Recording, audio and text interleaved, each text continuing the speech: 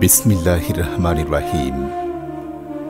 প্রিয়তমা জীবন সাথী পেয়ারি, আসসালামু আলাইকুম ওয়া রাহমাতুল্লাহ। আজ পূর্ণাঙ্গ রায় প্রকাশিত হওয়ার পর খুব সম্ভব আগামী রাত বা আগামীকাল জেলগেটে আদেশ পৌঁছানোর পরেই ফাঁসির সেলে আমাকে নিয়ে যেতে পারে। এটাই নিয়ম। সরকারের সম্ভবত শেষ সময়, তাই শেষ সময়ে তারা এই জঘন্য কাজটি দ্রুত করে ফেলার উদ্যোগ নিতে পারে। আমার মনে হচ্ছে তারা রিভিউ পিটিশন গ্রহণ করবে না। যদি করেও, তাহলে তাদের রায়ের কোনো পরিবর্তন হওয়ার দুনিয়ার দৃষ্টিতে কোনো সম্ভাবনা নেই। মহান আল্লাহ যদি নিজেই এই সিদ্ধান্ত বাস্তবায়নের ইচ্ছার বিরুদ্ধে তার সিদ্ধান্ত কার্যকর করেন, তাহলে ভিন্ন কথা। অথচ আল্লাহর চিরন্তন নিয়ম অনুযায়ী সব সময় এমনটা করেন না। অনেক নবীকেও তো অন্যায়ভাবে কাফিররা হত্যা করেছে। রাসূল করিম সাল্লাল্লাহু আলাইহি ওয়াসাল্লামের সাহাবায়ে কেরাম, এমনকি মহিলা সাহাবীকেও অত্যন্ত নিষ্ঠুরভাবে হত্যা করেছে। আল্লাহ অবশ্য ওই সমস্ত শাহাদাতের বিনিময়ে সত্য বা ইসলামকে বিজয়ী করার কাজে ব্যবহার করেছেন। আমার ব্যাপারে আল্লাহ কি করবেন তা তো জানার উপায় নেই।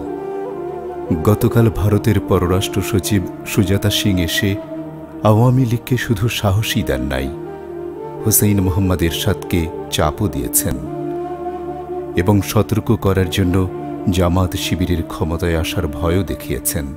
এতে বোঝা যায় যে জামাত এবং শিবির ভীতি এবং বিদ্বেষ ভারতের প্রতি রক্তকণায় কিভাবে সঞ্চারিত।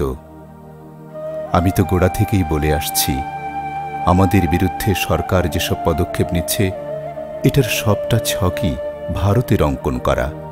আওয়ামী লীগ চাইলেও এখান থেকে পেছাতে পারবে না, কারণ তারা ভারতের কাছে আত্মসমর্পণের বিনিময়েই এবার ক্ষমতা পেয়েছে। অনেকেই নীতি নৈতিকতার প্রশ্নে কথা বলেন। আমাকে সহ জামাতের সকলকে সম্পূর্ণ অন্যায়ভাবে যে কায়দায় জড়ানো হয়েছে এবং আমাদের দেশের প্রেসের প্রায় সবগুলোই সরকারকে অন্যায় কাজে সহযোগিতা করছে, তাতে সরকারের পক্ষে নীতি নৈতিকতার দরকার কি? বিচারকরা স্বয়ং যেখানে অত্যন্ত আগ্রহভাবে নিরপরাধ মানুষকে হত্যার নেশায় মেতে উঠেছে, তাতে স্বাভাবিক ন্যায় বিচারের আশা অন্তত এদের কাছ থেকে করা কোনো ক্রমেই সমীচীন নয়। তবে একটি আফসোস যে আমাদেরকে, বিশেষ করে আমাকে যে সম্পূর্ণ অন্যায়ভাবে মৃত্যুদণ্ডাদেশ দেয়া হয়েছে তা জাতির সামনে বলে যেতে পারলাম না। গণমাধ্যম বৈরী থাকায় এটা পুরাপুরি সম্ভব নয়। তবে জাতি, পৃথিবীর ন্যায়পন্থী মানুষ অবশ্যই জানবে এবং আমার মৃত্যু এই জালেম সরকারের পতনের কারণ হয়ে ইসলামী আন্দোলন অনেক দূর এগিয়ে যাবে ইনশাআল্লাহ। কালই সূরা আত-তাওবার 17 থেকে 24 আয়াত আবার পড়লাম। 19 নম্বর আয়াতে পবিত্র কাবা ঘরের খিদমত এবং হাজিদের পানি পান করানোর চাইতে মাল ও জান দিয়ে জেহাদকারীদের মর্যাদা অনেক বেশি বলা হয়েছে।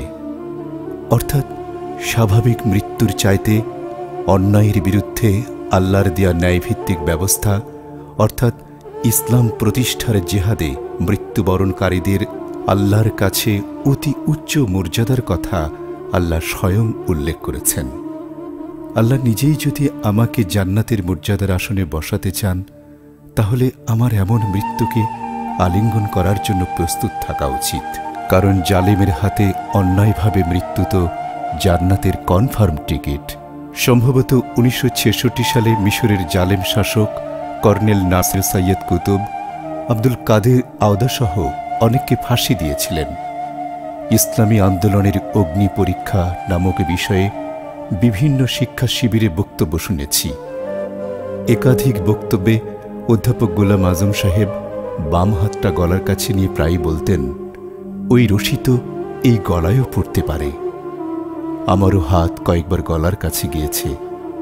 এবার আল্লাহ যদি তার সিদ্ধান্ত আমার এবং ইসলামের অগ্রগতির সাথে সাথে জালেমের পতনের জন্য কার্যকর করেন, তাহলে ক্ষতি কি?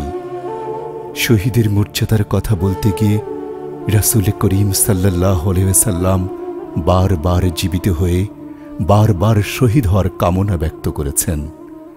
যারা শহীদ হবেন জান্নাতে গিয়ে তারাও আবার জীবন এবং শাহাদত কামনা করবেন। আল্লাহর কথা সত্য, মুহাম্মদ সাল্লাল্লাহু আলাইহি সাল্লামের কথা সত্য, এ ব্যাপারে সন্দেহ করলে ঈমান থাকে না। এরা যদি সিদ্ধান্ত কার্যকর করে ফেলে তাহলে ঢাকায় আমার জানাজার কোনো সুযোগ নাও দিতে পারে। যদি সম্ভব হয় তাহলে মহল্লার মসজিদে এবং বাড়িতে জানাজার ব্যবস্থা করবে। পদ্মার ওপারের জেলাগুলোর লোকেরা যদি জানাজায় শরীক হতে চায় তাহলে আমাদের বাড়ির এলাকায় যেন আসে। তাদেরকে অবশ্যই খবর দেয়া দরকার।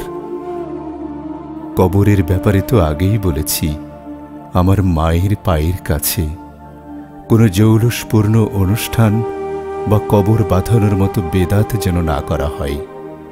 সাধ্যানুযায়ী ইয়াতিমখানায় কিছু দান খয়রাত করবে। ইসলামী আন্দোলনে ক্ষতিগ্রস্ত পরিবারকে সাহায্য সহযোগিতা করবে।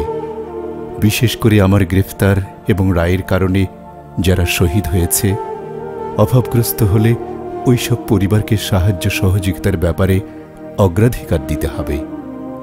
হাসান মওদুদের পড়াশোনা এবং তা শেষ হলে অতি দ্রুত বিবাহ শাদীর ব্যবস্থা করবে। নাজনীনের ব্যাপারেও একই কথা।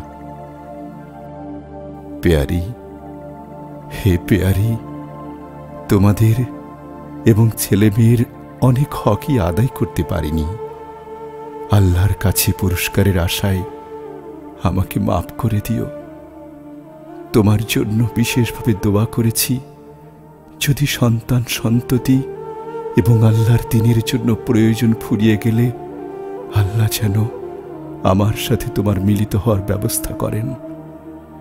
এখন তুমি দোয়া করো যাতে আমাকে দুনিয়ার সমস্ত মায়া মহব্বত আল্লাহ আমার মন থেকে নিয়ে শুধু আল্লাহ এবং রাসূল করিম সাল্লাল্লাহু আলাইহি সাল্লামের মহব্বত দিয়ে আমার সমস্ত বুকটা ভরে দেন।